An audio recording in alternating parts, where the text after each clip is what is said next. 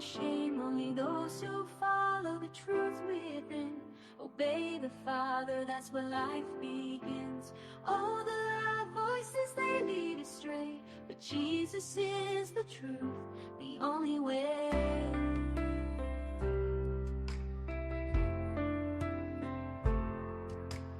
Enter through the narrow gate, for the gate is wide and the way is broad that leads to destruction in the false facade. Many walk that path and don't see the sign, but the gate is small and the way is divine. The road to life, oh, so few will find. In the light of love, leave the darkness behind.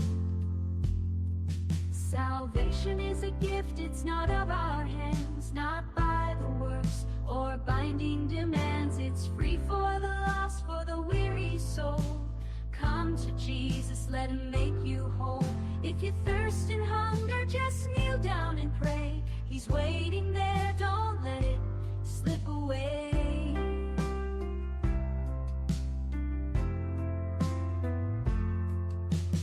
Enter through the narrow gate, for the gate is wide and the way is broad that leads to destruction in the false facade.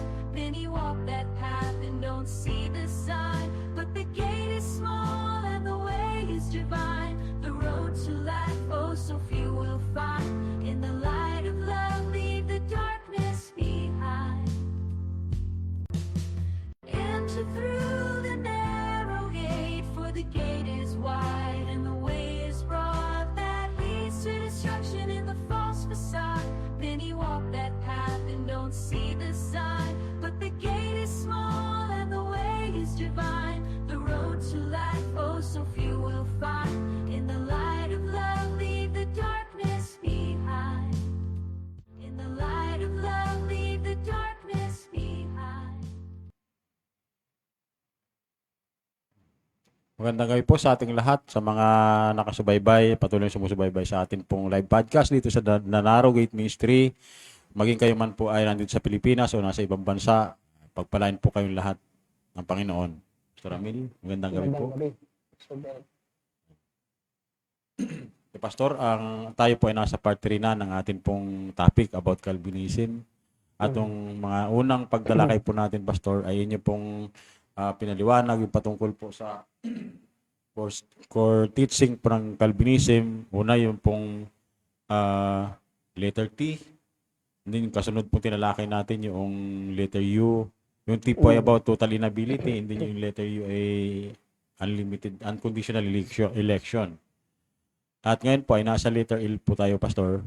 At tatalakayin po natin yung about limited atonement. This is actually the most controversial part or teaching in Calvinism. Part of the tulip, yung isa dyan, acrostic, yung third. Letter L is limited atonement. Dito talaga nagkakagulo. Even some Reformed Reformed evangelicals and other Reformed denomination, hindi sila naniniwala sa limited atonement. And also GotQuestions.org, they hold on to limited redemption, not per se yung limited atonement, kasi they believe that there is very wide meaning o very vague ang meaning ng atonement. So hindi siya explicit, no? Ngayon sa hermeneutics, sinasabi nga natin, the explicit must interpret the implicit. Yun ang tamang principle. Huwag mong pilitin, no? Pag malabo yung isang word, ano ba yung overall teaching ng scripture pagdating sa doctrine na yan? So, huwag nating ipilit kung malabo. At isa pa, no? Ang controversy ay nag-ugat doon sa pag-adapt noong Synod of Dordrecht Synod of Dort, doon sa meaning ng mga Arminians o ng mga Remonstador, ay inadapt din nila yung kanilang pakahulugan ng word na atonement. So instead na i-define sana ng mga Reformed theologian na naniniwala sa doctrines of grace, yung word na atonement, ay inaccept nila ito as talagang yun ang meaning niya, na salvific siya. Na ang meaning kasi, ang nag-propose kasi nung meaning ng atonement na ito'y salvific ay yung mga tauhan ni Armenius o yung mga believer ni Armenius. Hindi naman ang synod ang nag-ano niyan, nag-point ng word na yung atonement is salvific. Lamang dahil nga ito ay reactionary, no? Ang naging tugon ng Synod of Dort doon sa proposal ng mga remonstrants, dahil sila ang nag-present nung dapat ang kaligtasan ay para sa lahat, no? At ang lahat ay pwedeng maligtas. Yun ang sabi ng mga Armenians. Kasi nga, kung ang tao ay mayroong natira pang kakayahan na magagamit niya para siya makatanggap ng mga biyaya ng Diyos, ng kaligtasan, therefore, lahat ng tao ay may kakayahan. Kasi nga, hindi naman ang tao nagkaroon ng ganap na depravity, o hindi siya talaga ganap na naging makasalanan, at hindi siya ganap na nawala ng kakayahan. Therefore, para sa lahat talaga ang kaligtasan. Kasi lahat ng tao, in the same manner, hindi siya totally depraved. Hindi siya totally unable. So therefore, para nga sa lahat. Dahil yung kakayahan ng tao na yon ay pwede niyang gamitin para siyang makasampalataya at makapag-exercise ng pananampalataya sa ginawa ni Jesus. So therefore, kaya nga yung second letter sa acrostic ng tulip na pinanlaban nila sa mga remonstrants, yung tawag diyan, yung unconditional election, may kondisyon. Kaya conditional ang election. Kumbaga sinagot lang naman punto por punto ng mga Dutch Reformed pastors, yung mga points din naman ng mga remonstrants. So meaning, hindi originally yung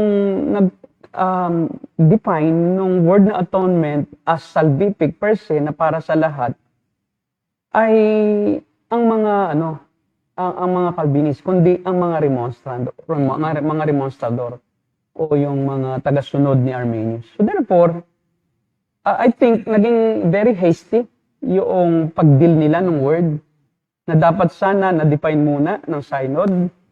Ano bang ibig sabihin natin pag sinabing kaligtasan? Atonement ba o redemption? So, redemption dapat. Redemption. Kaya nga yung iba, ang gamit dyan ay particular redemption. Kasi mayroon talagang ni-redeem si Jesus na para sa Kanya. At yun yung Kanyang mga tupa. Na Kanyang pinili na bago pa nilikha ang sanlibutan. Kaya yung word na atonement ay hindi sana nagamit ng mga Reformed theologians para i-define yung scope noong ginawa ng Diyos sa krus, ginawa ni Jesus sa krus. No, parang ang nangyari, lahat ng tao ay walang pakinabang doon sa ginawa ni Jesus, doon sa krus. Parang ito'y para lang talaga sa lahat ng aspeto, lalabas din walang common grace. Wala ring pag-ibig talaga ang Diyos sa mga hindi mananampalataya. So kaya nga sa mga tawag diyan, strict Calvinist na 5-pointer lang, ay yung John 3:16 ay hindi totoo na para sa mundo, no? John 3:16, for God so loved the world. Yung world doon sa kanila, world of the elect. The elect lang ito. Hindi ito world na cosmos, no, na buong sanlibutan. Lahat ng tao kasama ang lahat ng sanlibutan. Lahat ng nilikha.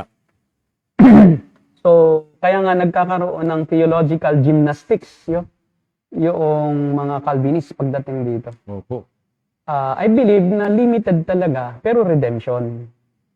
And I do believe na yung atonement should not be used to define yung redemption o yung salvific effect nung pagkamatay ni Kristo. Ngayon, bakit? Okay, pakinggan muna natin yung mga argument ng mga ilang mga pastor, no, na lumalaban dito sa limited atonement. Sige po. Sige. I cannot believe in Calvinism is because they diminish who Jesus is and who he came to save. Very simply, limited atonement or definite atonement, but it's the L in TULIP, limited atonement is what they call it mostly, is the idea that Jesus came into the world to save the elect only, and he died to save and atone for the sins of the elect only. Well, the Bible is very clear. He tasted death for every man. He's the propitiation for not only our sins, but the sins of the whole world. For God so loved the world that he gave his only begotten Son, that whosoever shall believe on him shall not perish, but have everlasting life. And we could kind of go on and on and on. And so ultimately, the reason why, how can his blood be an atonement for everybody, even though some reject it and never receive it? They forfeit it. Does that mean some of his blood went wasted? I've heard Calvinists use that. That's a ridiculous argument. So kaya hindi niya ma-reconcile, no? Kasi nga ang meaning niya ng atonement is salvific, no? Salvation. At yun naman ang ginagamit ng mga ibang Calvinist na yung atonement talaga ay para lang talaga sa elect. Ngayon, tingnan natin yung word na atonement sa original Hebrew. Ano ba talaga ang meaning? And let's stick to that meaning. Kasi yun ang biblical na paraan. Hindi mo dapat i-inventohin ang meaning, hindi mo dapat i-define ayon sa iyong sariling terminology, but going back to the original language. Okay.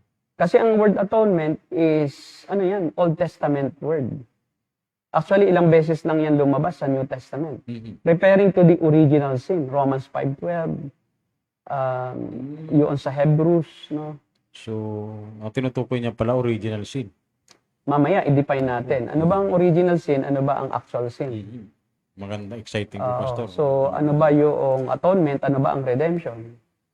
At mayroon ba talagang picture sa Old Testament na si Jesus ay hindi lang pang-redeem ang kanyang blood, kundi pang washing away of the effect of sin? Ngayon, tingnan natin, ang word na atonement ay kapar. Kapar, no? Sa Hebrew. Okay. At ang ibig sabihin ng salitang kapar ay covering. Covering over or removing an offense. Akin to forgiving or pardoning. So, ang basic form ng word na kapar, verb yan, to atone, can be understood as the act of covering or removing something. Ito ay pang takip lang. Yan ang basic. Or removing an offense but not redeeming it. Just removing the offense but not actually forgiveness. Ibang forgiveness. Opo. So, in the Old Testament, atonement is just temporary, no? Yun ang kasi ang atonement ay may kinalaman doon sa pansamantalang paghahandog ng mga hayop. Kaya taon-taon ginagawa. Yung atonement ay pang taon-taon yan na gawain para sa buong bansa. At yan ay matatagpuan natin sa doon sa Deuteronomy chapter 10, yung Day of Atonement, or 17. Pakitingin mo nga. Deuteronomy chapter 10. Yung Day of Atonement, yan yung ginagawa nila nung Old Testament, no? At diyan galing yung meaning. Yan ay makikita yung Yom Kippur, no? Deuteronomy. Sa Leviticus chapter 16 and 23. Pero sa Leviticus 16 doon mismo dinescribe yung ritual. Tama. Okay, makikita natin dito na may dalawang hayop. Taon-taon ito kasi ginagawa, no? Ito po ay isang kumbaga the most solemn activity or yearly activity of the Israelites. Kung kailan sila yung naghahandog, ang pinakapunong saserdote ay pumapasok sa dakong kabanal-banalan. Una doon sa toldang tipanan habang sila ay nasa ilang at naglalakbay. And then after matayo ang templo, no? Ito'y every year. Ito ay sa Jewish calendar, ito ay 10th day of the 7th month. Kumbaga sa atin, Gregorian calendar, ito ay July. July 10. Mhm. Ang buwan nila is Tisri. Yan ang Tisri. Yan ay araw ng pag-aayuno, pananalangin at pagsisisi. At ito ay simbolo ng kanilang paglilinis at pakikipag-isang muli sa Diyos. Mhm. Pakikipagkasundo. At yun ang meaning ng atonement. Na sa araw na yaon ay may dalawang kordero na inihahandog na kinukuha mula sa kawan. Pinipili. Leviticus 16. Yung isang kordero ay pinapatay, yun yung sacrificial lamb o sacrificial offering. At yung isa naman ay scapegoat, yun ay pinapakawalan sa ilang. So, yung punong saserdote, maghahandog din siya, no? Para sa buong bayan, yung baka. Yung heifer. Mhm. Pero maghahandog din siya para sa kanyang sarili munang kasalanan. Mhm. And then, yun nga, maghahandog siya ng baka, at yung dugo noon ay kanyang iwiwisik doon sa cover, atonement cover, doon sa mercy seat, noong Ark of the Covenant. Ngayon, after that, ay ang seremonyang susunod ay yung simbolo ng pag-aton, yung mismong pakipagkasundo ng tao sa Diyos. Una ay yung kambing o tupa, kasi ang lamb ay either batang kambing or batang tupa. Pareho lang ang tawag niyan. Ngayon, yung lamb, yung tupa specifically ay inihahandog at pinapatay iyon para sa katubusan ng tao nila, no, para sa kanilang pansamantala na katubusan. Mhm. Kasi hindi naman yun ganap kasi hayop lang yun. These Pansamantala lang. two lambs of God, yung kordero na pinapatay, at itong isang pipili naman sila, magsasapalaran naman sila para kung aling kambing na batang kambing o kordero kambing ang pakakawalan. At ang gagawin nila, iusali nila doon sa ulo ng kambing yung kasalanan ng bayan at pakakawalan nila. At ang regulation, ang tawag doon scapegoat. Mhm. Yun yung Tagalog doon ay panakip butas. Panakip butas. Mhm. Pampalit. Ngayon, pakakawalan sa ilang at bawal iyon na hulihin ng sino man. Lalagyan nila ng tanda yung kambing na yon. Bawal din yung hawakan, bawal iyon na patayin, bawal iyon na pakialamanan ng kahit sino. Hayaan siyang magpagalagala upang symbolically dalahin niya yung parusa ng kasalanan. Mhm. Ngayon, kung may dalawang lambs, ibig sabihin, both of them have different function. Kasi kung isa lang ang function. Mhm. Ganon din ang si Kristo, may dalawa siyang function. Ang una, yung atonement, panakip butas, ito yung covering, at yun ang tinutukoy sa John 1:29, Opo. na para sa buong mundo, para sa lahat.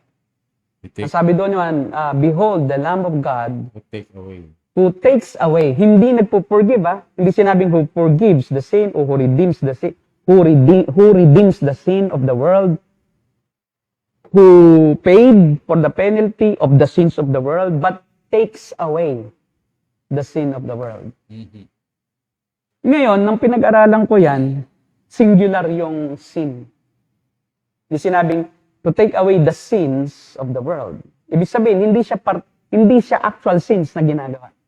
But this sin refers to one particular kind of sin that all the world has. Oh. And that is the Original sin. sin. Kasi mga bata, walang actual sin, di ba?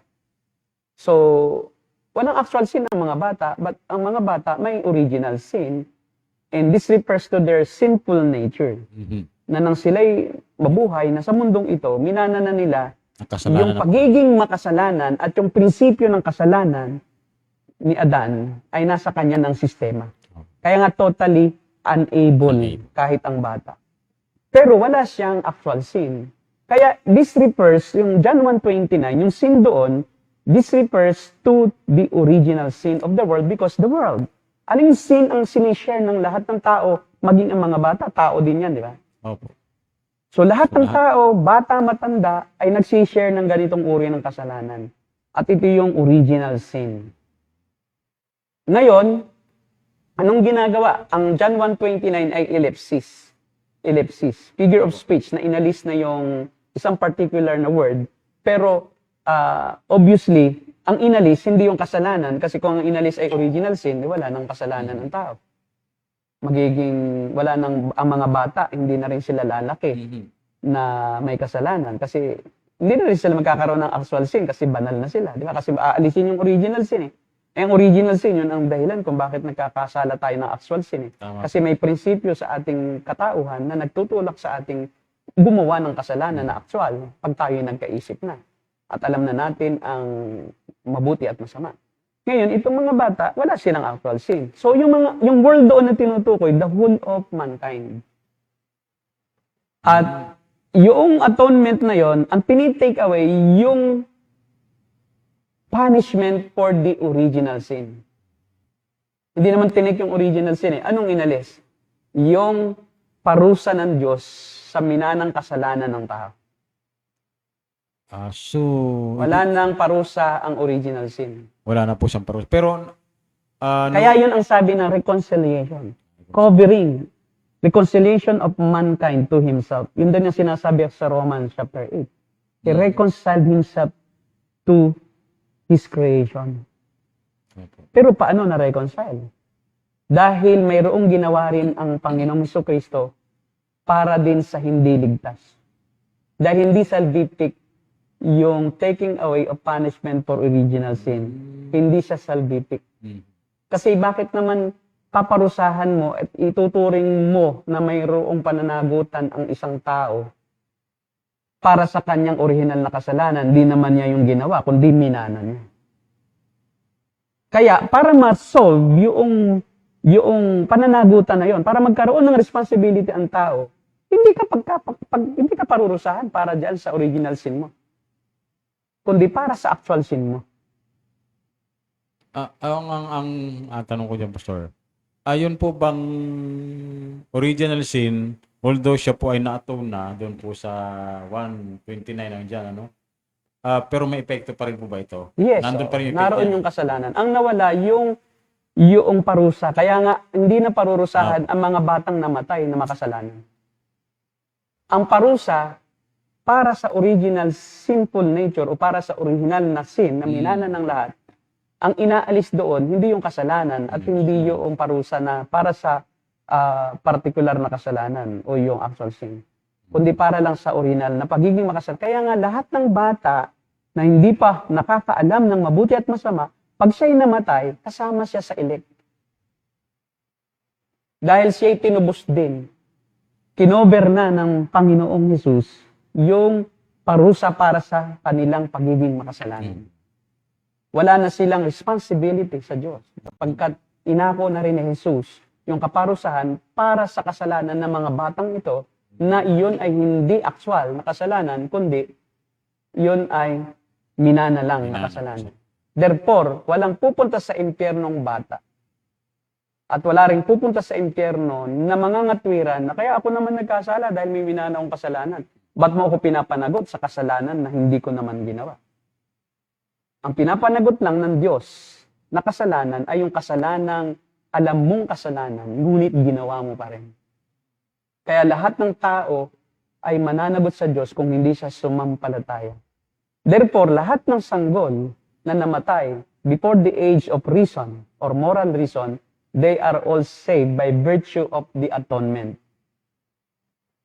Na si Christ pa rin ang may Si Christ pa rin. Kaya doon, kaya ang problema sa ibang reform, kaya may baptism. Kasi ang problema sa reform, hindi reform ba, no? Kasi ang reform naman talaga is diverse. Pero ang pinaka-defective talaga, yung limited atonement view ni Calvin. Kaya si Calvin ay hindi niya kasi kinonsider na magkaiba ang original sin at saka actual sin. Dahil kahit saan natin tingnan, iba iyon. Yung actual sin, yun yung sarili mong kasalanan na ginawa mo. Na alam mong kasalanan at inuusig ka ng budi mo at alam mo na kung sino ang Diyos sa pamamagitan ng sanglilikha, may Diyos, at alam mo na kung anong mabuti at masama at binigyan ka naman ng moralidad ng Diyos, pero patuloy mo pa rin ginawa. Iyon yung pananagutan mong kasalanan. paano ang mga bata? So, hindi na pag-aralan ni Calvin yung effect ng ginawa ni Kristo para sa mga children, para sa mga bata. Paano ngayon yon? Opo. Kaya lumalabas kay John Calvin, lahat ng bata na namatay na hindi nabanyagan, nasa impyerno. Pero slight ang treatment ng Westminster Confession. Opo, kasi Nilagyan na nila ng adjective, elect children who die in infancy. Pero may elect pa rin children. May implied na may hindi elect.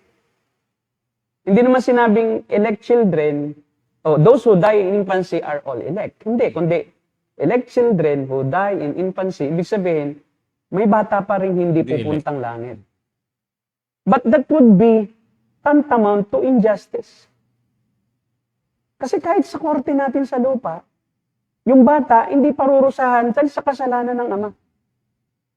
Kahit sa actual sin, Hindi ba actual sin? Paano parurusahan ng batas yung pagnanakaw ng ama, tapos yung ama hindi mahuli, ang hinuli yung anak?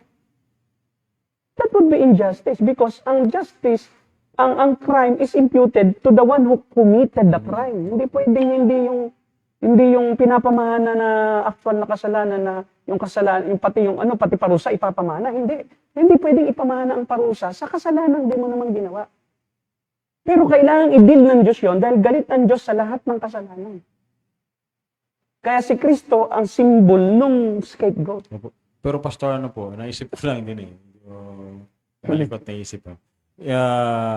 Considering po na walang atonement pala, no? So lahat ay parurusahan. Kung walang atonement na mangyayari, yung pagtubos ni Christ. Kasi may original sin eh. Tama po ba? Yes. Kung walang atonement, wala ring redemption. Opo. Kasi yung atonement, kailangan. kailangan kasi si Jesus Christ din ay carry over lahat ng kasalanan eh. Kung Yes, siya po, yes. mamatay, lahat ng kasalanan ay kanyang nadil. Opo. At hindi talaga natin pwedeng sabihin kahit kailanman na pareho lang ang actual sin at ang original sin. Lagi kahit sa theological standpoint, laging magkaiba yan. Pero ang problema sa Calvinism, pinag-isa nila yan. Kaya nagkakaroon po ng confusion. May mga lapses din sa Yes, kaya laging may away. Dahil hindi pinagbubukod yung original sin o yung inherited sinful nature at saka yung actual sin o yung sins of a person who has the ability to distinguish between good and evil. Paano naman itong tao na wala siyang ability to distinguish between good and evil? Dahil ba siya'y namatay sa sinapupunan, dadalhin ba siya ng Diyos sa impyerno? Dahil sa hindi lang niya alam na siya'y makasalanan. Pala. Hindi nga niya alam na siya'y makasalanan. Nasaan ang fairness kung dadalhin ng Diyos ang batang ito na hindi naman nagkasala ng actual, hindi naman talaga willingly and volitionally nagrebelde sa Diyos, paano niya parurusahan? Pero kailangan pa rin i-cover. Kaya yung atonement is nagampanan talaga, na-cover niya. Kasi hindi naman pinatatawad ang original sin.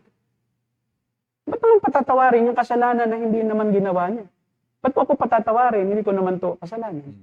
Pero i-cover ako ng dugo ni Kristo. Para wala akong bahid dungis pagharap ko sa Diyos. Kaya sa doktrina ng tunay na reform ni MacArthur din ay ang lahat ng bata ay ligtas. Although hindi masyadong clear kay John MacArthur bakit naligtas. Kasi nga si John MacArthur din at lahat ng Calvinist at saka reform talaga pinag-iisa nila lump sum yung original sin at actual sin. Kaso ang problema, magkaiba yon. Kaya nga ang nangyari sa ibang reform like Presbyterians ay kailangan ng baptism kasi kailangan mahugasan kahit papaano or maging kabilang siya sa covenant family. Para yung plano ng Diyos at saka yung pagliligtas ng Diyos mapasa bata, baka sakali na. Kasi hindi pa rin nila tiyak kung sa langit iyon kahit na bautisman. Ngayon, ang solution ng Roman Catholic, kasi nilamsam din nila yung original sin at actual sin, kailangan binyagan. Para yung original sin, mahugasan. Yan. So, yun ang problema. nagkakaroon ng problema. Kaya si MacArthur, si John Calvin ay may sulat talaga kay Servetus. Na sinabi niya kay Servetus, the children of the heathens will rot in hell forever. So, napakalupit talaga. Kaya nga talagang nalilito rin ang ibang reform like God questions, no? Kasi nga, bakit naman parurusahan ng Diyos yung mga taong bata pa namatay na? Kasi kung ang atonement ay salvific, 'di ba? Paano yung hindi sumampalataya? Kasi ang sasampalataya lang naman, sabi ni Calvin, ang maliligtas. Ay paano yung hindi sumampalataya? So mayroong defect. Mayroong defect sa system. At yun ang nakita ko. Actually, this is my dissertation. Yung infant salvation. And I have discovered itong theological standpoint na ito dahil nga magkaiba talaga. Paano maliligtas ang bata kung innocence, makasalanan din sila. So parang pag sinabi mong naligtas ang bata dahil sila ay walang kasalanan, di may virtue na nakita ang Diyos kanila. Lahat nga ay totally unable kahit sanggol. So total inability, totally depraved, makasalanan pa rin sila. Kahit na sa pamamagitan ng kanilang pagkatao, sa kanilang kalikasan, paano rin sila paharap sa Diyos kung hindi madidil ito? Tama po. Ngayon, ang redemption specifically is talking about, it is defined as yung payment. Payment for the debt of man to God. At yun yung utang niya ay yung kanyang pagiging makasalanan, dapat bayaran niya. Doon tinutubos ang tao. Doon sa kanyang actual na kasalanan na ginagawa. At kasama rin, kaya nga, ano pa rin limited ang salvation. Hindi ibig sabihin, ang atonement, salvific para sa lahat. Hindi. Ang atonement ay para lang sa walang actual sin. Sila ang nasave. Ngayon, totoo na rin yung for God so loved the world. Yeah. Di ba? Kaya, That He gave His only begotten Son. So That by- whosoever believes. So, at least na-atone sila, na-reconcile ang kanilang, sa Diyos, yung kanilang pagiging originally sinful, wala na yan sa Diyos, pinapawi ka na, may pagkakataon ka na ngayong magsisi, so para ka naman pumunta ng langit. by that view po, Pastor, nare-reconcile natin yung whosoever na yun sa John 3:16. Yes. At saka yung world na tinutukoy doon. Yes. So, hindi natin kailangang mag-gymnastics. Yeah. Dahil biblically, talagang ang atonement ay para sa lahat. Tama po. Tingnan natin yung yung ang Diyos din ay binili din pati ang mga false teachers. Di ba, Pastor? Before tayo po mag-continue, Sige, may mga tanong po tayo dito. Kayo po ay naghahanap. Ano po ang sabi po ni Jerry Korong? Gandang gabi sa'yo. Ano po connection ng limited atonement sa John 3:16? Yan, nabanggit na natin. Yan po. Yung John 3:16 is Limited atonement. hindi po limited ang atonement. Ang view ko po sa atonement, not salvific, it is just covering, but it's for all people. Kaya mahal niya ang lahat ng tao So at least ipinadama ng Diyos sa lahat ng tao yung kanyang pag-ibig nang hindi na sila papanagutin ng Diyos sa kanilang minanalang na kasalanan at iyon ay tinakpan ni Jesus para at least pag pumunta silang impyerno, wala silang maidahilan na sabihin nila, ako'y nagkakasala dahil din sa iyo. Bakit mo ako parurusahan? So, pinarurusahan ng Diyos ang tao, hindi dahil sa kanilang minanang kasalanan lang o dahil sa pagkanilang kalikasan na makasalanan, kundi dahil nagdidesisyon sila sa kanilang sarili na talagang labanan ng Diyos sa pamamagitan ng actual na pagkakasala. Dinisisyonan, knowingly, kanila talagang ginawa ang isang kasalanan. Kaya, yung atonement po ay unlimited because it's only for the covering of the punishment of God for original sin. Not Not salvific. salvific po ito. Yung love ng Diyos, pwede naman yung ipadama kahit hindi naman sa elect. Tama po. God lets, Matthew 5:45, God lets the sun shine, God lets the sun rise both to good and evil. He sends rain to both good and evil. Parang yung sabi po ni R.C. Sproul na benevolent love, Benevolent love. So God has benevolent love for all people, not only the elect. Opo. But some hyper-Calvinist teaches that there is no common grace, only special Talaga? grace. And all people are under the curse of God. They don't experience the love of God.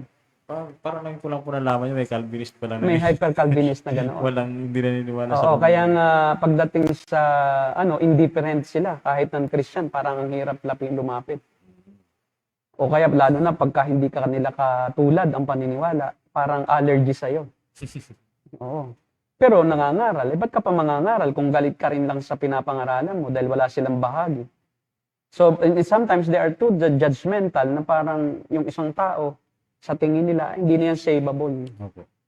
Hindi na yan makikinig. So, doon nagkakaroon ng animosity, indifference, yung mga hyper-Calvinist. Dahil nga sa sobra nilang yung over-emphasis doon sa eleksyon na parang ang elect lang ang minamahal ng Diyos at iniibig ng Diyos. Okay, ano pa yung tanong? Sabi po niya si Brother Jezreel Kalimlim, ito po yung nagiging argument namin sa isang GC Pastor Amil. I believe na lahat ng sanggol na namatay ay sa langit pupunta. Yes, hindi nila matanggap iyan kasi nga they have problem with yung original sin na lahat din ay magkasalanan. So therefore, at hindi nila naintindihan na yung kamatayan ni Jesus may dalawang simbol eh. Oh. Yung isa para handog sa kasalanan, pantubos. Yung isa pantakip. Inaalis ang kasalanan, yung parusa ng kasalanan sa ilang. Ba't kailangan pa yung pangalis kung natubos na?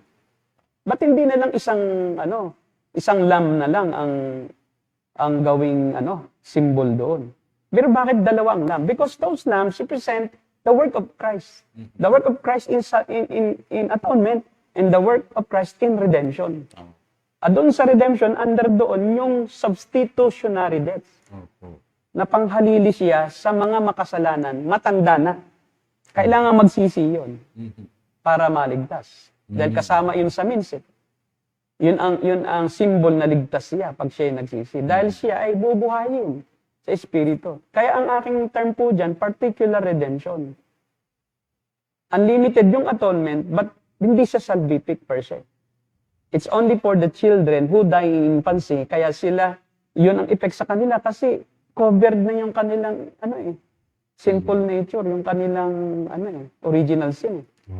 Siguro, Kaya all children who die in infancy are all saved. Not because they are holy. Not because they are innocent per se. But because of the atoning work of Christ. Christ pa rin, by grace pa rin. By grace pa rin. And then, mariregenerate pa rin yun. After they die, for sure, or before they die, bago sila kasi maka-appreciate ng langit, they need the Holy Spirit. And God works in that way. Na they will be regenerated spiritually so that they can understand all those promises of God, all those blessings of God in heaven. And siyempre, pag sa langit naman, walang matanda na, walang may Alzheimer's disease, at wala ring bata ang isip. Lahat ng bata at matanda, gagawing perfect ang age na sila'y nasa edad na pinakamagandang edad nila kung sila'y nabuhay o tumanda. O sila'y tumanda na, babalik sila doon sa edad. Kung sila'y batang isinilang na namatay na bata, pupunta sila sa edad na makaka-appreciate sila. Ang kaibahan lang ng mga sanggol na namatay, talagang less ang friction nila doon sa actual sin. Wala silang idea what actual sin is. Hindi gaya ng matanda na nakaranas pa tayo na magrebelde sa Diyos ng ating nauunawaan, na ating talagang sinadya. Ang mga bata, they don't have actual sin. Because they cannot believe. That's why justification is by faith. Because justification is only to those who believe. Hindi naman kailangan i-justify yung hindi ka naman nagkasala ng actual. Kasi ang ginajustify yung nagkasala ng actual. Opo. That's why justification is by faith. Tama. Pero yung bata, they don't need to be justified because they don't have actual sin. Therefore, they don't need faith to be saved, to be justified. They just need regeneration and atonement Opo. to cover the effect of their original sin. And that is done by Christ on the cross. Yeah. So, lahat ang linaw pag ganoon ang view. Wala rin ka rin maapektuhan na eleksyon. Eleksyon pa rin. Kaya lang, yung batang namatay na bata, elect sila kasi namatay silang bata, di na pinahintulot na magkaroon ng actual sin. Oh, ba't mo naman dadalhin sa impyerno yun? Oh. At ba't mo naman ipapataw sa parusa yung kasalanang minana lang nila? Papatawa mo ng kaparusan, di naman sila ang may kasalanan. Kundi si Adan.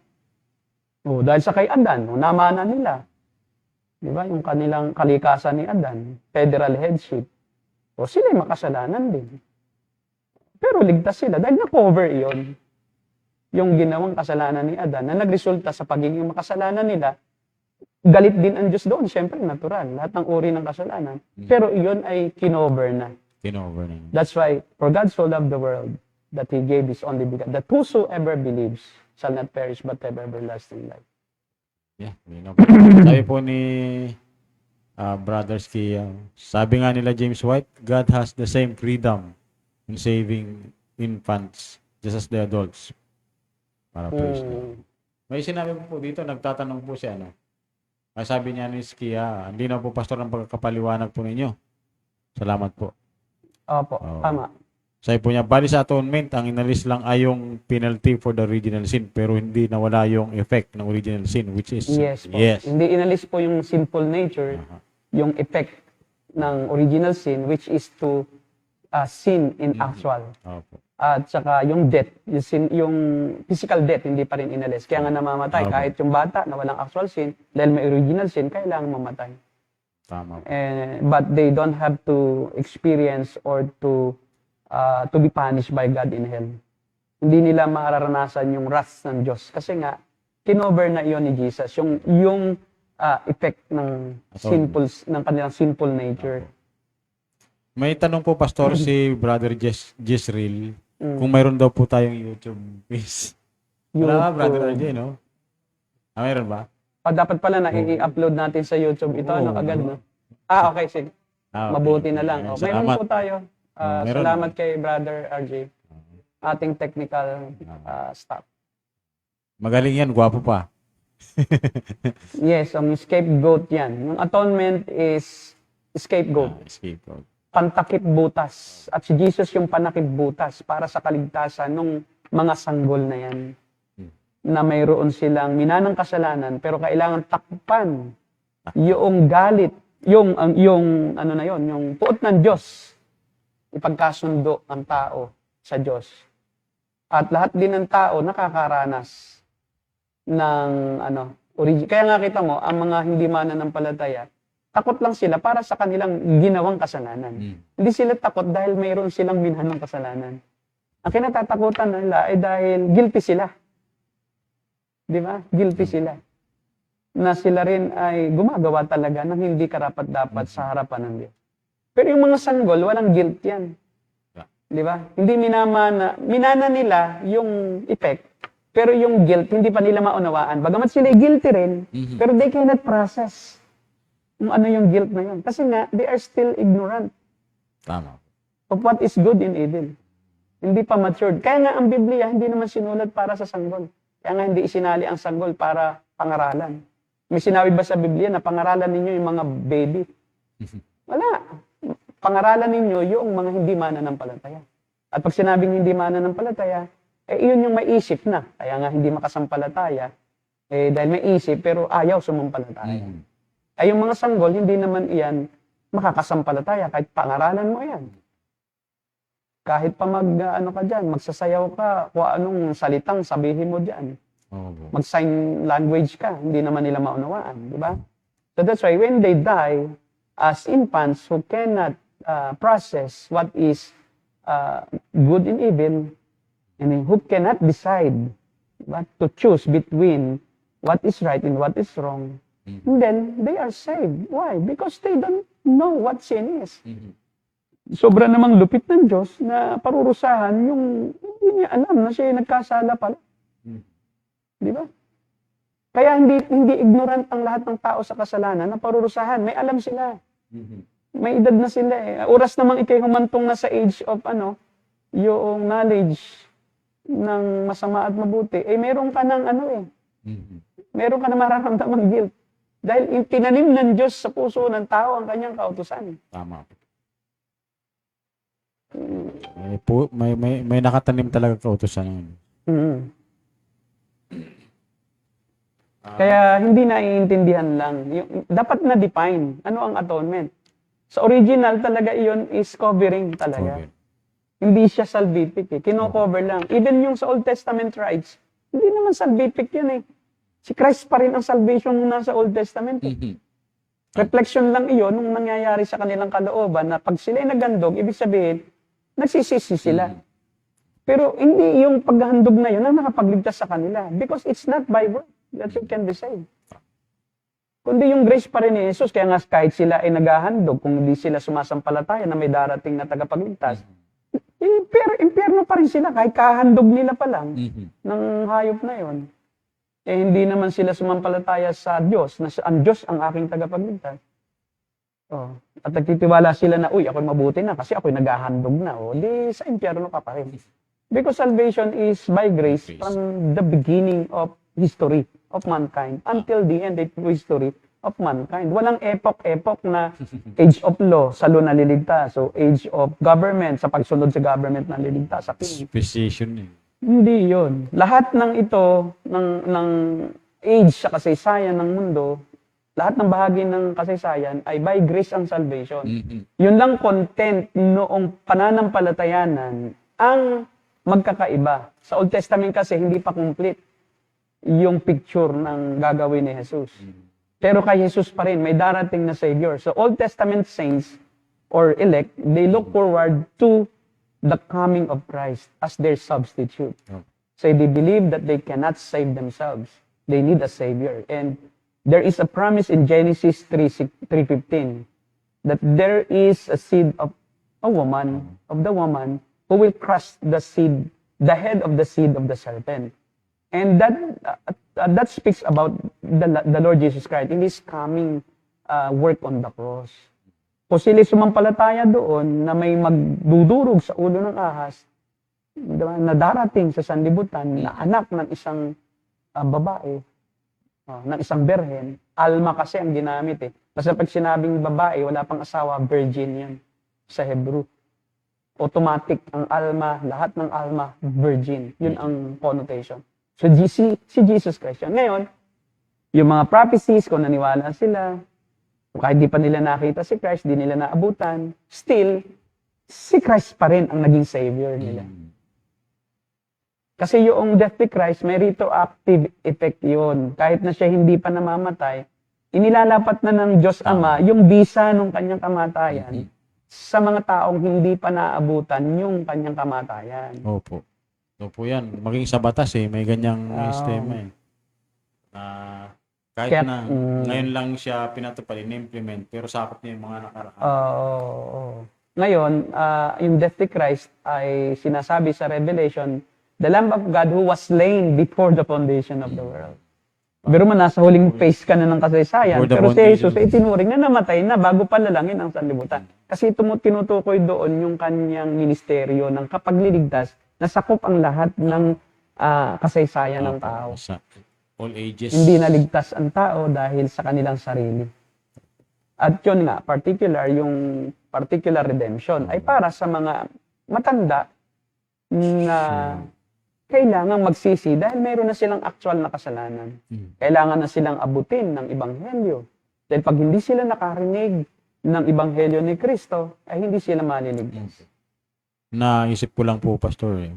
So kung si Christ namatay before the foundation, before the beginning, from eternity, patay na siya, pinatay siya yung namatay na kordero ng Diyos para ito sa mga ligtas. Ibig sabihin tayo po, na yung mga elect, sila pala ay ligtas na nun pa, kung totoo. Kung titingnan natin, not speaking yun pong pagka-elect nila at yung pagkatawag sa kanila ng Panginoon unto salvation. Pero yung kanilang kaligtasan pala, tapos na. Yes. Yun po. Hindi, walang ambag. Kaya walang ambag, tapos na kahit di pa sila nakagawa ng mabuti, Yun tapos na. na. Tapos Hindi naligtas ang tao dahil nakita ng Diyos using His foreknowledge, nasasampalataya ka, kaya kanya iniligtas, which is the view of the Armenians. Sa Armenian din, they cannot understand infant salvation. It's very difficult. Because for the Armenian, you have to have faith before you can be saved. That's why there's no place for infant salvation in the Armenian system. You need to repent. You need to use your volition. How can a child use his volition? He has no volition to use. He has no free will to use. Wala pong malay yung Because he has free will, but it has no ability to do, to have faith. That's why in Armenian system, they didn't have answer. Mhm. And if they believe that infants who die, infants are saved, for what basis? Eh, paano yun? On what basis? For what reason? Wala. Kaya nga, hindi naman pwedeng sabihin nila na yung mga bata walang kasalanan. Because naniniwala din sila sa original Original sin. sin. Kaya lang sa kanila po, partial depravity lang sa kanila. That's the problem. Partially depraved, pero still able. Eh, paano nilang practice yung ability? Wala naman silang ability. Di ba? Kasi in their system, you use your ability to believe and to understand the things of God on your own. O how can the children who die in infancy, o who are still in infancy, practice faith? They don't have faith. They don't have belief. They cannot process the doctrine of salvation, the doctrine of Christ, Christology, the doctrine of God, the Father, Paterology, the doctrine of salvation, soteriology. They cannot process those things. How can they believe? And even if you preach to them, they cannot respond. It's an Armenian system, you must respond. Because God foresaw that you will respond. That's why you are elected. So walang place sa election ng infant para sa mga Armenian. Kasi sa mga Armenian ay God foresaw your action that you will believe. Kawawa naman pala yung mga infant, Pastor. Yes. That's why irrational para sa walang rason. Kumbaga against reasoning yung kaligtasan ng bata. Maliban na lang, Pastor, palabasin nila ng inosente yung bata. At yung innocence niya ang magiging daan ng kaligtasan niya. Kasi still, hindi na sa innocence na liligtas kundi yung nakitang aksyon Yun nga. Kasi pag dinifine mo yung Armenian system, men are saved because God foresaw. Yung foreknowledge, God foreknew that they would believe. So yung belief talaga na yon ng tao, ang reason kaya siya na-elect. May problema pala. There is grabing problema sa Armenian system. Then, paano maliligtas ang hindi kayang maniwala? Ay, yun ang nakikita ng Diyos Yun pong mga, Pastor, yun pong mga walang matinong isip, katulad ng mga may special needs. Hindi para sa kanila pala, kawawa naman yun. Impyerno din yun. Like, halimbawa, kaya kasama sa infant salvation, yung infant pa rin ang isip, kahit tumanda na ang edad. Ito yung may mga psychological defect o may mental disorders, yung mga baliw na mula pagkabata. Pero hindi dito kasali yung baliw na may isip na dati kasi meron na silang actual sin before naging baliw. Pero ito yung mga bata pa ay talagang kulang-kulang na, kumbaga sa language natin ay may maluwag ng tornilyo. Hindi talaga nila kasalanan yun. Sinilang silang ganoon. Kaya kita mo kahit sa batas ng tao, pag baliw, bawal mong patulan. Patulan mo, pag pinatulan mo, ikaw pang may kasalanan. Halimbawa, napatay ka niya, walang pananagutin yung baliw. Kasi ayon sa batas ng tao, wala siyang kapasidad. Hindi niya alam yung ginagawa niya. Hindi niya alam. Hindi mo pwedeng bigyan siya ng parusa. Kasalanan din naman niya alam. Pero yung nagtatanga-tanga, nagbabali-baliwan, yung ignorante lang na nag-ignorante. Ignorance excuses no one. Kasi ito yung alam na naman nila, pero sasabihin nila, kasi di namin alam Meron ka namang common sense para pairalin. Ba't ka naman tatawid dyan? Yan naman nandyan highway. Yan. Common sense mamamatay ka dyan. Sasagasaan di ba? Tapos sisisihin mo ang gobyerno. Hindi ko alam alam mo naman common sense naman. Kaya nga lang, talagang ang tao likas na makasalanan. Ang gustong-gusto ng taong gawin ay yung laban sa kautusan ng Diyos. Dahil talaga masaya siya pag nagagawa niya yon. May thrill. Thrill. Meron po, Pastor, tinatanong si Sister Patty. Sabi niya, na-confuse.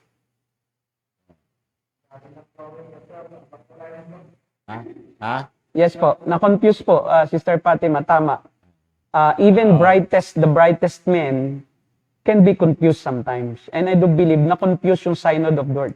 Kasi pinresent ni Arminius yun ng mga remonstrants Parang, yung atonement as salvific. Hindi nila na-redefine.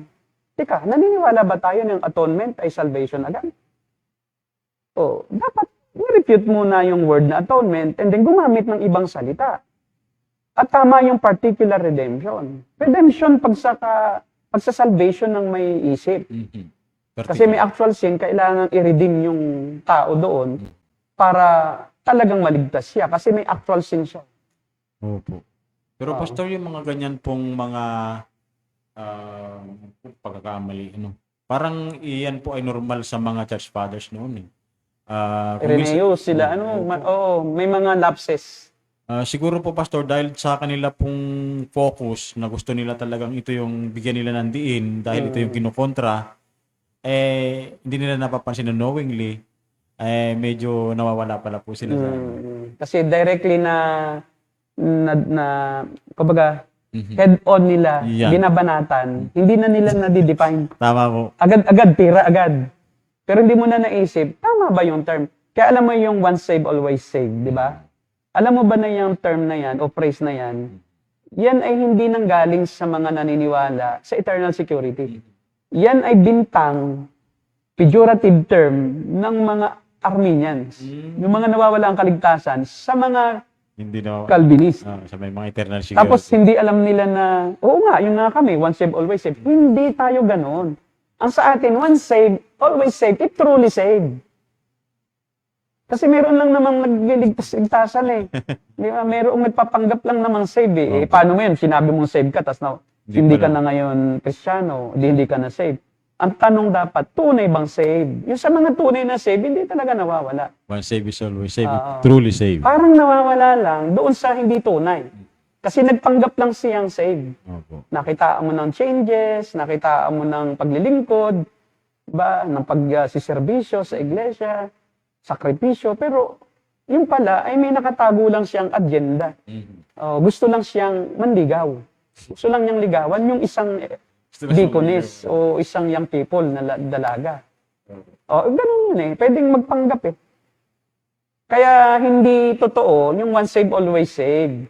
Hindi amin yan. Yun ay inyong bintang na panira sa amin. Kayo din naman, pag pinag-aralan mo yung term, malalaman mo, hindi yan galing mismo sa mga naniniwala sa eternal security. Bintang nila iyon ng mga na parang, kahit pala anong gawin nyo. Yun ang dating yung pala, parang licentiousness na. Ganun ang datingan. Kasi yun ang akala. So, nakakatulong tayo, na-discover ko itong differentiation na to nung gumawa ako ng dissertation about infant salvation. Kasi I'm looking for evidences paano maligtas ang mga sanggol.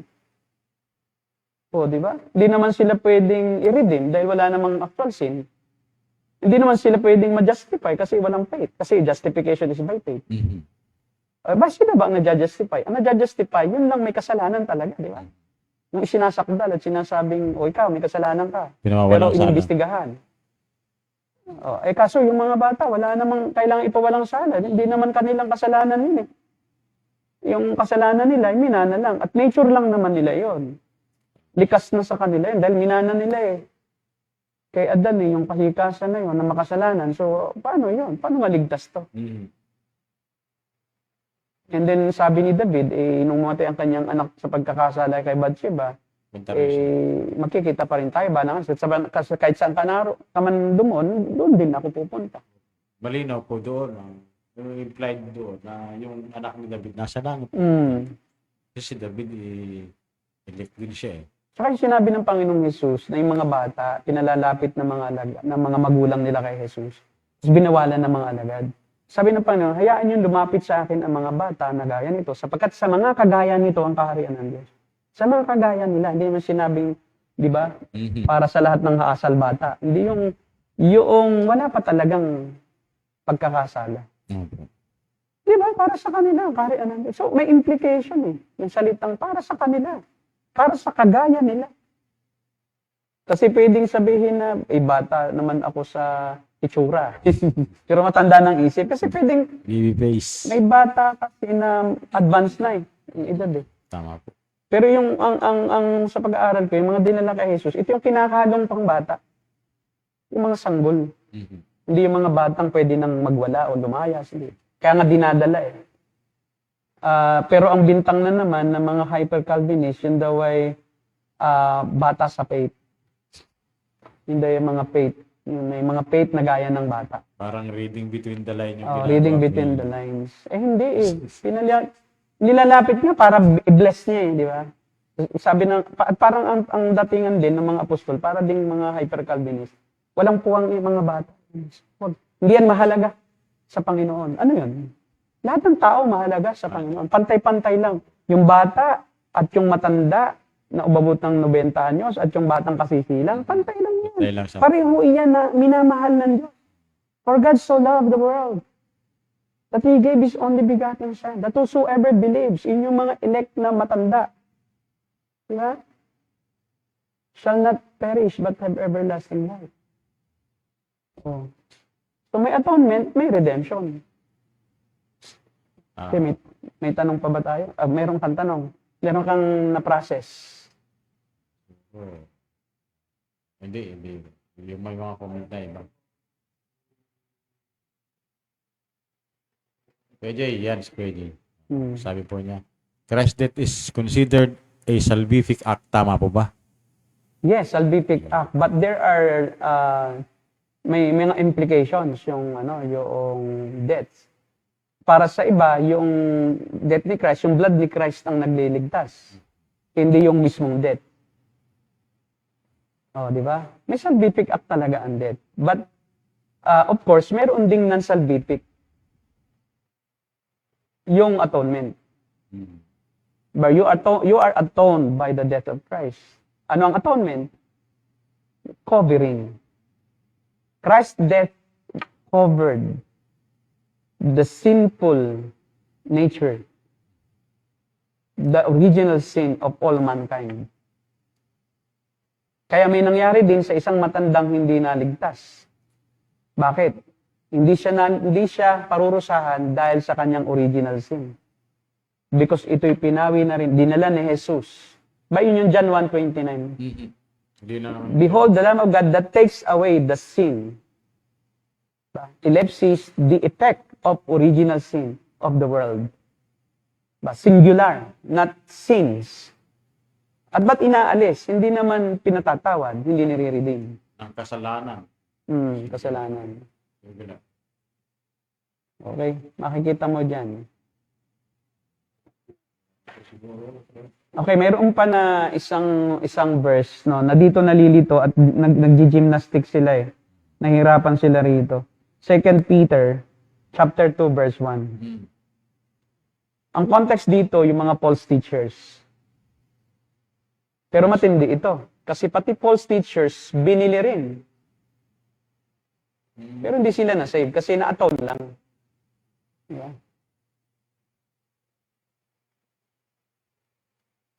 Sabi diyan, Yung una, may mga huwad na propetang lumitaw sa Israel. Gayon din naman, may darating sa gitna ninyo ng mga huwad na guro. Lihim silang magtuturo ng mga maling aral na ang dulot ay kapahamakan. Pati ang Panginoong tumubo sa kanila ay kanilang itatakwil, kaya't di magtatagal at sila ay mapapahamak. o di ba? Ang tinutukoy diyan sino? False teachers. Tumubos din. Tinubos din. Yung mga guro, tapos nagtuturo ng maling aral, nanduli ka pa. Pati ang Panginoon tumubos sa kanila. Tinubos din sila. Atone din yan, atone. Kasi yung ibang translation din ng is pagtubos. Pero the perfect translation is cover. Diba? Sa kanila ay kanilang itatakwil. Kaya di magtatagal sila. Parang no? Contradiction yung statement. Tumubos sa kanila, ay kanilang itatakwil, kaya di magtatagal at sila mapapahamak. Tinubos din, pero mapapahamak pa rin. Opo. Pag-isipin pala Nahirapan din siya si Wayne Grudem eh. kasi Nahirapan din si Wayne Grudem, si John Piper, nahirapan din sila. Na-explain yan. Ang kanilang explanation, natubos daw from something na parang, lang daw yon parang sinful lifestyle. Yan, sinful lifestyle. Gano'n na, nag-gymnastics eh. Parang hindi convincing yun. Pero I do believe that refers to atonement eh. Kasi lahat ng tao ay nakaranas ng pagtubos in some manner, in some form. Dahil nga, tinubos din yung kanilang minanang kasalanan. Kinover din eh. Hindi na rin magte-take effect yung penalty ng Diyos doon. Wala rin eh. So, ang pagdudusahan lang nito mga false teachers ay yung kanilang mga actual na ginawa. Na pamumusong, actual na pagtakwil, yung paglaban sa Diyos. Pero, hindi sila elect. Kaya nga sila false teachers eh. Opo. Kaya hindi ibig sabihin, kaya ang perfect word dapat, redemption, wag election. Redemption. Kasi yung election, yung redemption, yung Atonement atonement kasi, Old Testament term yan eh. Ba't mo dadalhin ngayon sa New Old Testament? So, law of hermeneutics, the implicit must be interpreted by the explicit. Anong explicit? Redemption. Kasi yung atonement, napakaraming nuances, connotation. Kaya minsan iba-ibang translation yan. Pero balik tayo sa original translation, kapag. To cover. To cover. Yun yun. Ito po sabi ni Brother Jay, Pastor. Parang, ay, hindi ko lang alam kung saan niya nakuha yung definition. Atonement, making amends for sin, wrongdoing, redemption. Being saved or set free. Tama po ba? Yes, ano na iyan ang dito ngayon. Pero tingnan mo sa original Hebrew. Ibang meaning sa Hebrew, cover lang talaga. Yung atonement, cover lang talaga siya. Tingnan mo sa Hebrew. Wag ngayon kasi iyan ay Hebrew word. From Hebrew yan. Originally, sa Hebrew yan kinuha. Kaya nga, lagi, babalik tayo sa original na definition. Huwag tayong lulukso sa marami ng nuances ngayon. Marami nang nagpakahulugan na ganyan, na redemption din. Well, saan galing iyon? Na dictionary, di ba? Ngayon, tingnan natin ang 1 John 2:2. Tingnan natin ang 1 isa pang John verse. 2:2. 1 John 2:2.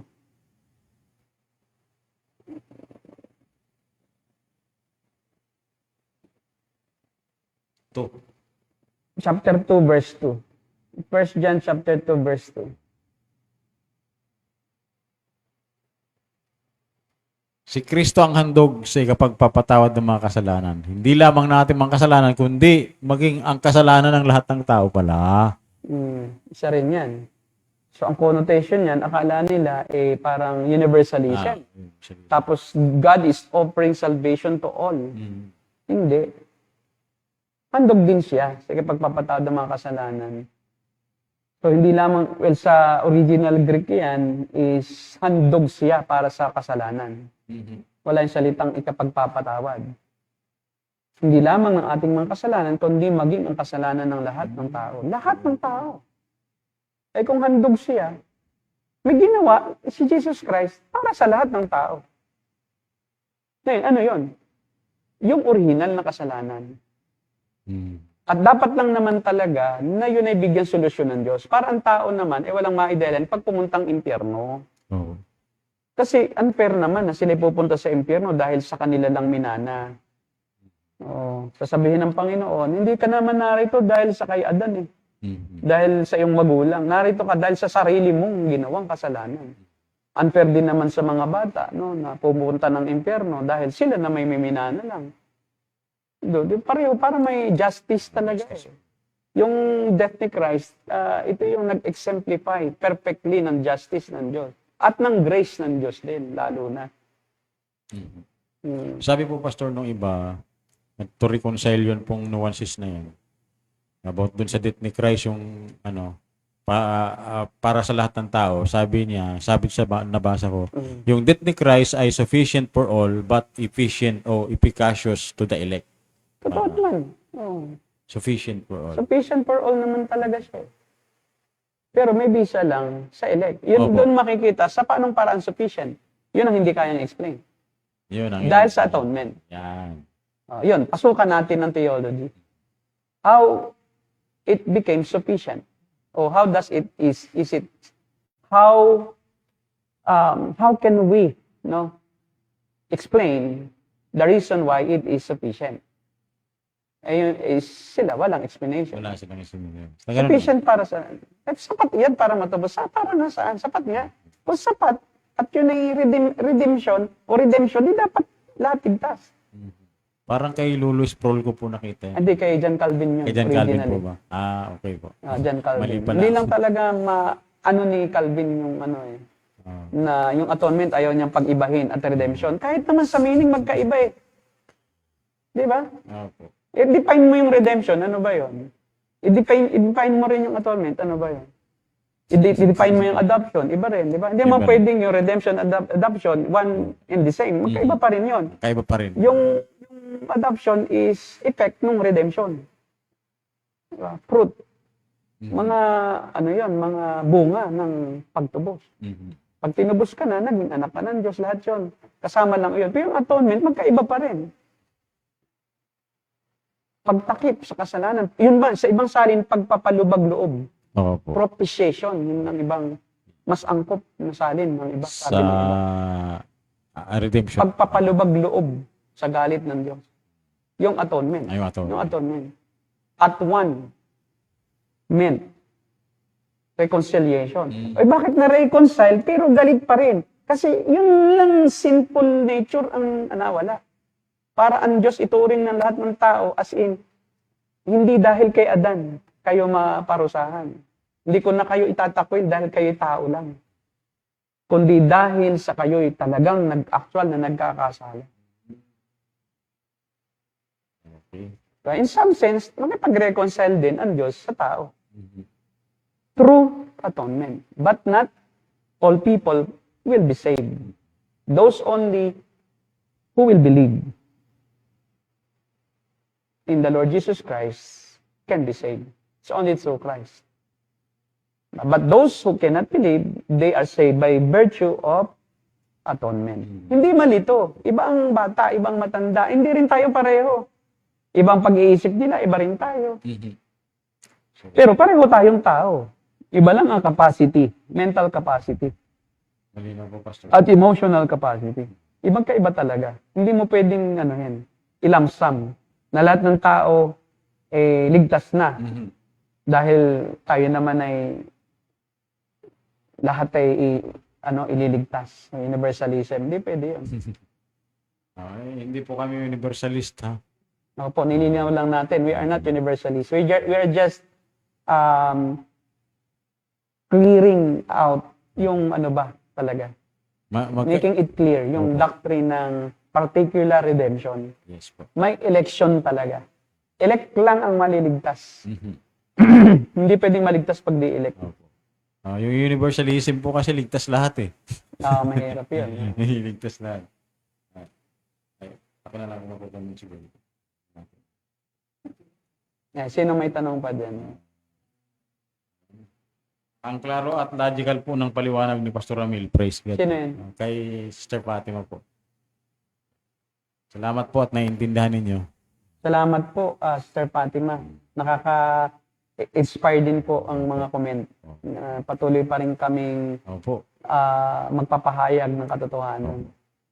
Ito po yun. Actually po ay because of this doctrine, parang lumalayo ang loob sa akin ng mga Calvinist. Even during the time na sinasabi kong ang mga bata ay ligtas by virtue of atonement. Kasi meron naman kami sa mga forum na parang nagkaroon kami ng sa mga bata specifically. Nasabi nung iba, hindi. Pagka hindi nabinyagan, kasi mga Presbyterian, hindi kabilang sa covenant family, hindi maligtas yon. Sabi naman nung iba, hindi, may elect lang. Diyos lang ang magpapasya kung sino. Bakit ikaw ang magpapasya? So may elect lang na bata.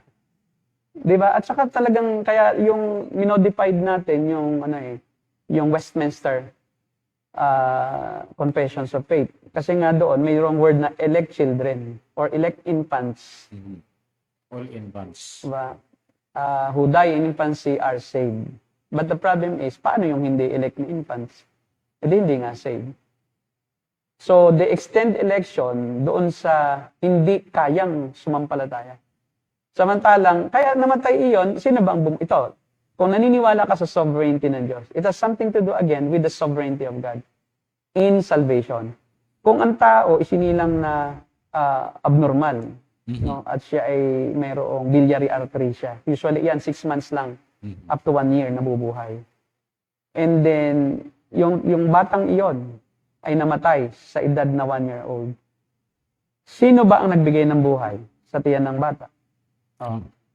Ang Diyos. Aksidente ba iyon na iyon ay naipanganak ng magulang at dahil sa bisyo lang ng magulang kaya iyon nagkaroon ng sakit o dahil pinahintulot talaga yung bata na mabuhay na ganoon siya? O, kasama sa doctrine ng sovereignty ng Diyos at yung sa kanyang yung kanyang pagiging omnipotence o omnipotent, no? Yung kanyang omnipotence, nagpe-play out dyan na ang bata ay binuunan Diyos sa tiyan ng ina. Sabi doon sa awit, no? Na binuo mo ako ng bata. Lahat ng aking sangkap, ikaw ang gumawa. 139. O ngayon, ginawa, may kulang. O ngayon, namatay. O ginawa ng Diyos may kulang, tapos pinatay din niya. Tapos dalhin pa niyang impyerno. If there are only elect infants, paano kung hindi elect yun? So there's a place, there's a thought na pwedeng doon sa magulang na kawawang bata. Di ba? Hindi na nga kumpletong ginawa. Ang Diyos din ang bumuhay, ang Diyos din ang bumawi, ang Diyos din ang magpaparusa. Yung kasi nawawala yun parang aksidente lang ang sakit ng bata, hindi Para Yung bang death ng bata, aksidente lang. Ang sabi doon, Hebrews 9:27, 9:27, it is appointed by God for men to die once. O lahat ng tao, itinakda ng Diyos na mamatay. May oras at araw. O ngayon, ang Diyos din ang nagtakda doon sa batang iyon na kanyang bawian ng buhay. Habang nasa tiyan pa nga yung iba O, 7 months old pa nga lang O, yung iba, 8 months old, isinilang. Kulang sa buwan, patay. Pwede pa yung 5 years old, pwede pa nga mabuhay. Incubator lang. Pero yung 8 months old, bihirang-bihira, nabubuhay talaga. Pero yung 7 months old, normal na may nabubuhay talaga. Saka 9 years old. 7 years old. 7 years old. Alabas, 7 years old na, may balbas na, no? 7 months old, 7 rather.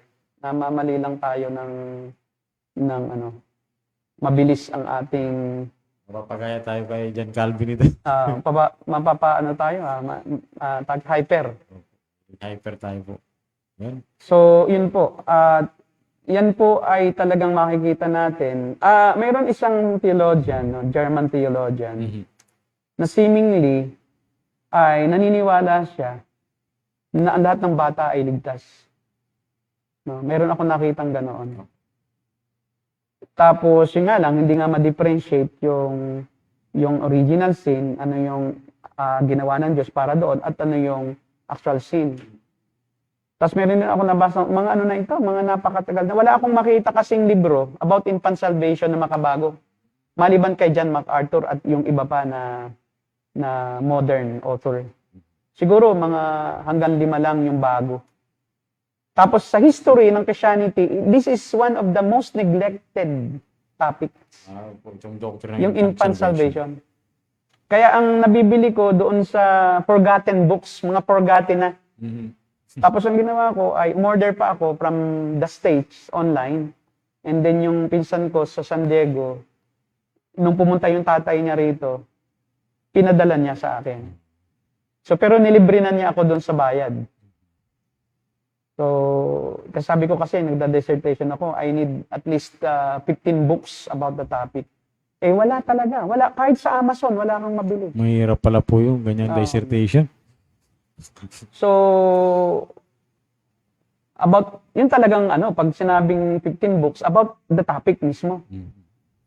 So, napaka-punti lang. Yung iba nga, yung baptism, kasi nadadamay yung topic ng infant salvation. Kasi nga sa kanila, baptism ang paraan sa iba. Na nagkakaroon ito ng mystical effect. Na pagka nababaptize, kahit may ibang reform na gano'n. Na yung bautismo ay mayroong ginagawang mystical ang Diyos na napapabilang ang batang ito sa covenant. Ang problema pag lumaki at naging hindi Kristiyano, paano nawala sa covenant? Hindi nababago ang covenant, di ba? So that's the problem with man-made doctrines. Hindi mo talaga ma-reconcile sa Biblia. Pero kung talagang ayon sa Biblia ang iyong katuruan, may support Tama. Kadalasan lang hindi napapansin at hindi nakikita. Kasi nga, wala namang sumusulat na kahit anong theologian tungkol sa, na ang bata ang target nila eh. Wala po. Wala. Hindi nila masyadong nabibigyan ng pansin. Tsaka ang Biblia naman ay sinulat para sa matanda. Designed ang Bible ng Diyos para sa matanda, hindi para sa bata. Dahil ligtas ang mga bata eh. They don't need the Bible. So, when a child grows up, then that's the time, if he reached that age of reason, moral reason, that's the time that he needs to read the Bible or he needs to hear from the Bible. Because without the preaching of the Word of God, there will be no faith. Romans 10:17. For faith cometh from hearing and hearing of the Word of God. Eh, paano nga yung bata makikinig? Hindi nga magkaka-faith. Walang faith. Para sa matanda talaga yon. At least yung may isip na bata. Bakit bata pa? Pero may isip na. Kaya nang umunawa. Para nasa Well, isip. 8 years old. Pwede na niyang basahin at maunawaan ang Biblia. Tama po. Kung pahintulutan ng Diyos siyang tumanda at hindi siya sumampalataya, ay hindi yun elect. Yan namang isang bata, hindi niya pinahintulutang tumanda, namatay na bata, elect din yun. Kasi He is both the author of life and death. He is also the author of salvation. He is also the author of all things that happen in every life of individuals on earth. Hindi lang ang general ang approach ng Diyos sa salvation, but it's personal. It's individual. Kailangan yung individual na yon i-deal siya ng Diyos. Pag hindi dinil ng Diyos, yung individual na yon, hindi siya binuhay sa Espiritu, hindi elect yon. Kahit pa yun ay tumanggap pa, pero hindi naman na-elect. Di ba? Tama po. Hindi naman siya elected to a salvation. Okay, meron pa ba tayo dyan tanong? Wala na po siguro, Pastor. Yung iba, comment na lang po ako. Okay. Hindi naman masyadong... So, yun po, no? Yun po ang aming view tungkol sa limited atonement. Ang aming pong pananaw is particular redemption. Hindi po dapat atonement ang ginamit Opo. kasi yan po ay term na coined ng mga Armenians. Tapos, in-approach lang nila head-on, parang nirepute nila head-on at tinuring din nila na yung atonement ay salvific in nature. Dapat, change yung word na atonement. Na pwedeng sabihin naman na that's not our view. Atonement is not salvific. Opo. Atonement doesn't equate salvation per se because there are many nuances. So, para malinaw ang ating doctrinal statement about salvation, we should use a clearer term, more definite term, Opo. para mas madali siyang ipagtanggol. Kaya ang hirap ipagtanggol nun eh. Hanggang ngayon, napakahirap ipagtanggol. Nung hindi ko pa na-discover yung pagkakaiba ng Limited atonement at saka yung redemption. at pagkakaiba ng original sin at actual sin, ang hirap-hirap kong ipagtanggol talaga yan. Nagti-theological gymnastics din ako. Kukuha ako sa ganito, nakalibro ni ganito. And usually, magre-resort ka diyan doon sa, yung mga institutes, yung mga confessions of faith. Doon ka Tapos yun ang gagawin mo ngayong authority, Batayan. hindi na Bible. Kasi wala ka talaga makuha sa Bible eh. Di ba? Na eksaktong verse na talagang yung atonement talaga para sa pagtubos eh. O para sa lahat ng para lang sa elect. Wala eh. Okay? Kung wala na po, magpapaalam na po kami dahil may dadalawin pa po kami. Yan. So, sige po, Pastor, maraming salamat Kung po. may tanong pa, iwanan nyo lang po dyan and then next time. Tanong lang po kayo at sagutin po namin susunod. Pwede pa natin itong pahapyawan pa next meeting Opo. kasi medyo kinapos tayo ng oras. Sige po. Yun. So, maraming salamat po sa pagbibigay ng linaw po, Pastor, sa atin po tinalakay ngayon gabi. At hanggang sa muli, Thursday, kami po magbabalik. Ito po ang The Narrow Gate Ministry. We are the Cult Busters. Busters. God bless you.